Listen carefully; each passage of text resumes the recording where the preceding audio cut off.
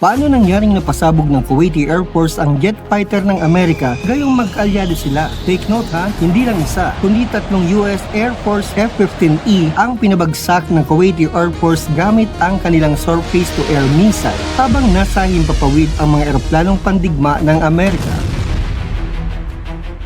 Nangyari ito habang isinasagawa ang Operation Epic Fury, ang joint air campaign ng US at Israel laban sa Iran. Agad namang nagpalabas ng pahayag ang US Central Command o CENTCOM sa gitnang silangan na pinamumunuan ni Admiral Charles Bradford Cooper ng US Navy. Ayon sa kanila, aksidenteng napindot ng isang Kuwaiti official ang kontrol ng kanilang anti-air defense missile. Mabuti na lang at lahat ng 6 na crew ay ligtas at na-recover. Kahit walang nasaktan, posibleng magkaroon ito ng malaking epekto sa operasyon.